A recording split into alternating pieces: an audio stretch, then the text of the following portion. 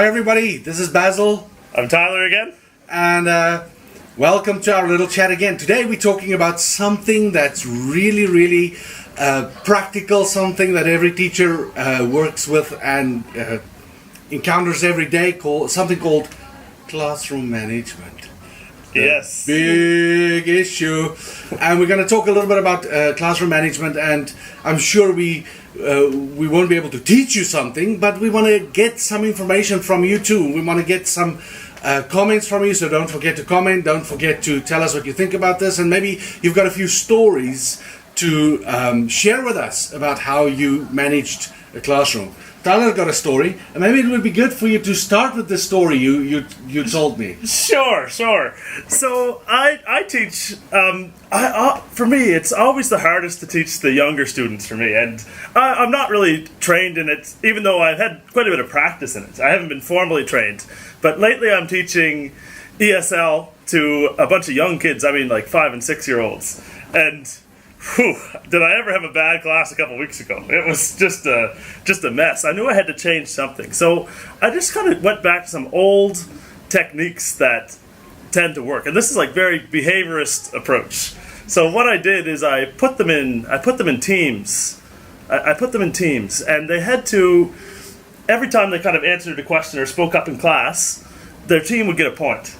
The team would get a point. But then when someone was misbehaving or doing something they weren't supposed to, I threatened to take away, or sometimes actually had to take away some of the points.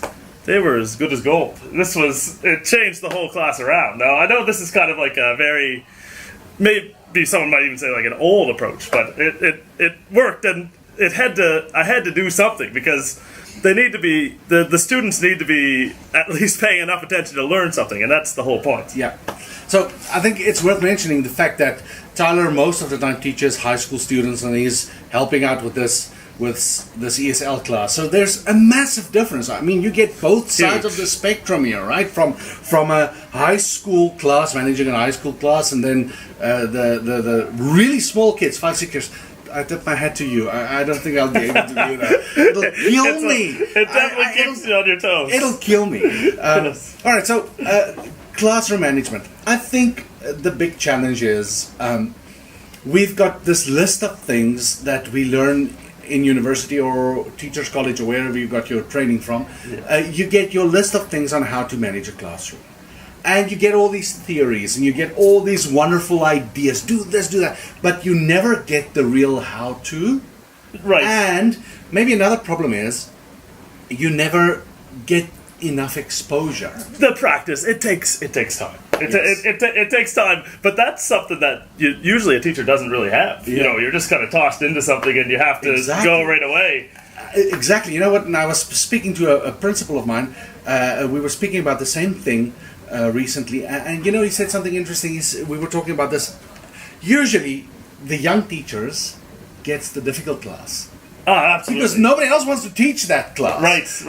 Where if you think about this, if you're a doctor, right, and somebody comes in with a really complicated case in their body, yes. They don't give it to the young doctor. No. They get the specialist to deal with that case. It's the other way around in education. That's right. It makes it tough. It's a tough start for anyone. Yes, it's a tough start. Yeah. So, classroom management, it's a practical thing, and yes, I agree with all the theories and the fact that people say we should manage a class from a relational base, and we have to build a relationship with the class, and getting to know the class DNA, if you want to call it that, getting to know all these things.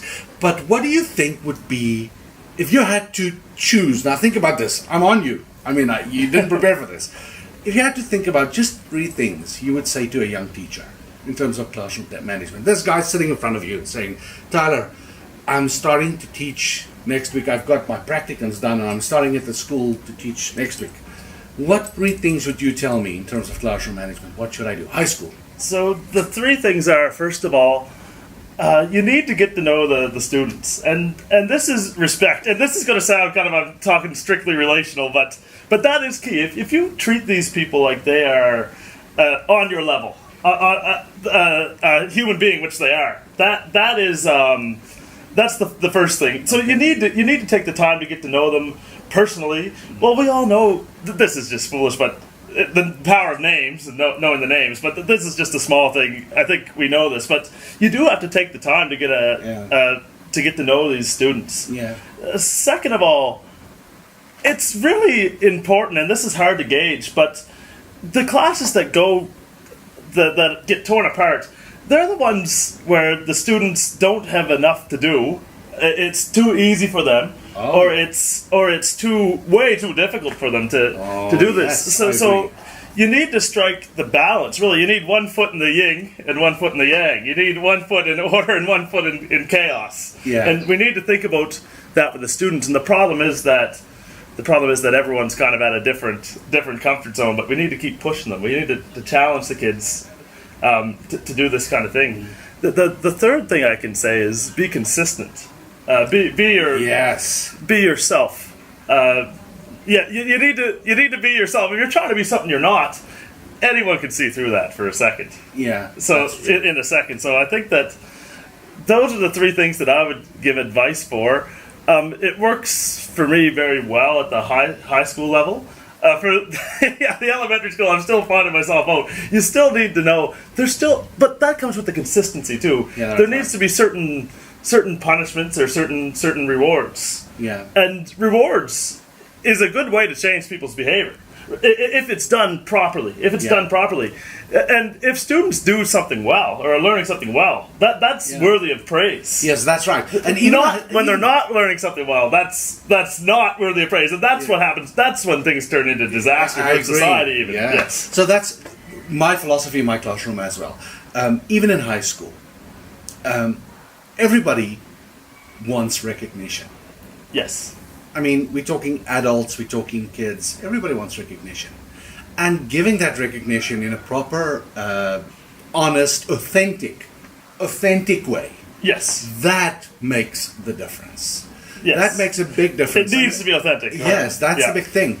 And also, last thing I want to say is, in terms of classroom management, as a teacher, you need to find your groove. Yes. Really, you do. You need to find your rhythm.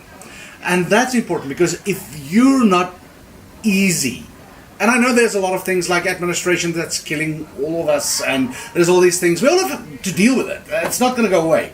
But finding your rhythm as a teacher, yes, it makes a difference because you establish a presence then, for a lack of a better word. And that's important. So, I really like your three things.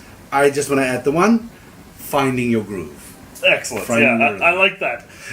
What did someone say? If you're an oak tree, you're going to break under the pressure. But if you're a willow, you're going to sway. Makes sense, doesn't it? A good friend says that. Yeah. So what's your idea? Please share with us your ideas and maybe some of the stories that you have with regards to classroom management. It was a cool chat. Yeah. Thanks, folks.